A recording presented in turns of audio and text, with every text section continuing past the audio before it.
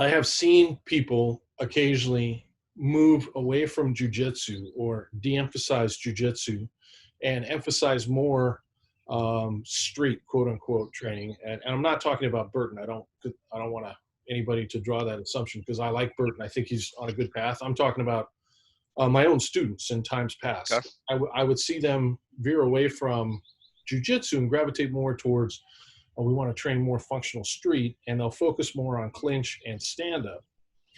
And part of, and I know you've seen this too, and we both recognize part of what's there. And part of what's there is the fact that it's impossible to hide your weaknesses in jujitsu.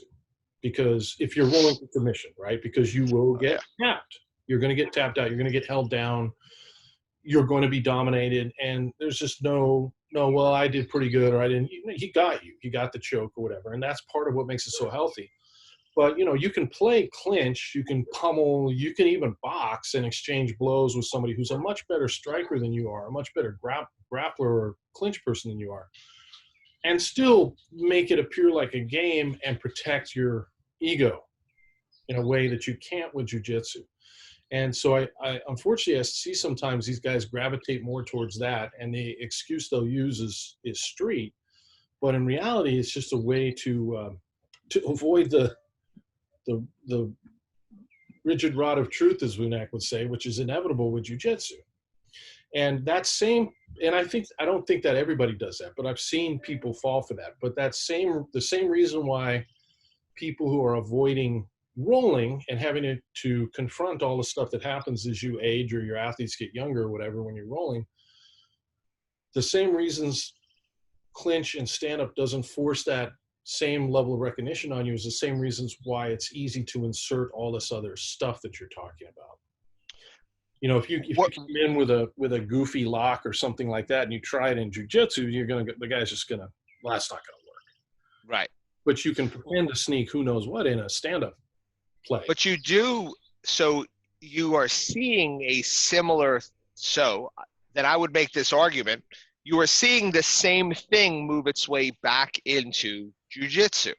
Sure. Because there are now plenty of schools who are just quote unquote self-defense schools, Right.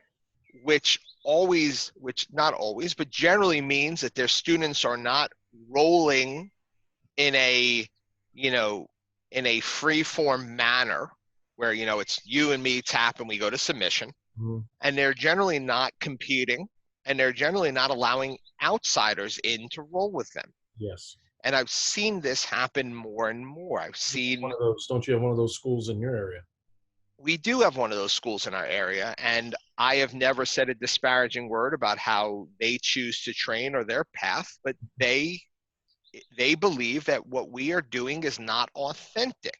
Right. That somehow, because sometimes we will grab a sleeve, somehow that is less authentic, right, than their students not knowing that sometimes someone will grab your sleeve and put a foot on your bicep. Right. That somehow my guy's doing an UPA perfectly, and I always tell my students, I didn't even know how to do the UPA until about 2 years ago. Mm-hmm. Somehow my students doing an UPA perfectly is different on the mat than it is on the street. Right. Right. Isn't that crazy? That argument, I know you know this, but that one drives me crazy more than any other. I mean, the circumstances, all of a sudden, the gravity of the circumstances go way up, and now the need for aliveness becomes less. It's completely illogical. Well, didn't you and Andy were just talking about this, how you fall to the level of your training. Right. And the more pressure put on you, the more you will fall to that. Yeah. So. And you and I both know that, and in particular in the case of what you're talking about, it's a way for them to avoid the reality of what happens when you're training combat sport. It is also because they don't know how to get people good. Now, they might have someone who is good in their gym. I am not denying that one of these sports schools, one of these self-defense BJJ schools doesn't have a guy that could come over to my gym and give everyone a hard time. Right. But it is difficult to get everyone that comes into your gym better. And the only way to do that is through aliveness, is through proper drilling. Right. And because they don't know how to do that, it is easier just to insulate them from the outside, say that we are doing the street here, we are doing self-defense, Right. and then roll in a very limited manner, and then keep everyone from coming in there. I remember Connolly telling me about one of his purple belts who traveled somewhere, and the first gym he called in the area, they said, we don't allow anyone to come over. Right. And I understand from a safety standpoint being careful about who comes over, but if someone tells me they train with their purple belt with Chris Connolly, I know that person knows how to train. Right. And they're welcome to come. But he was told to go somewhere else. Yeah. You know what's interesting about what you're saying is a good example of this. And I'm not sure, to be honest with you, I'm not sure exactly why it happens. I fully recognize that I gave you the most nefarious answer. It's one of many options. I mean, the reason why I talked about it being a way for people to kind of protect their egos, because I was talking specifically about a couple students I've had in times past that I saw move away from the kind of training that I think is healthy and that we all do, and move more towards the street aspect of it. But in reality, no, I'm agreeing. I'm saying they're doing it for the same reason on the ground. Yeah, no, for sure. And I agree with you. Like, you rarely see it. You don't see a 27-year-old head coach at a BJJ school who competes and rolls hard touting, let's all train self-defense. It's always a guy who has gotten 45, 50 years old. Rolling with people is it is difficult as we get older to come to grips with what is really happening. Right. And most of our students, especially the ones that have been with us a long time, they're better than us. Yeah, should be. Because there is no sport on the planet where a guy at 45 is better than a guy at 25. Right. It just doesn't happen. So Although I agree. Jiu-jitsu, we can keep up a lot better than we can just about any other sport. We can keep up. We just have to change our outlook. When we were 25, the outlook was, I'm going to tap that guy every 30 seconds, every minute, or whatever, like just our egos.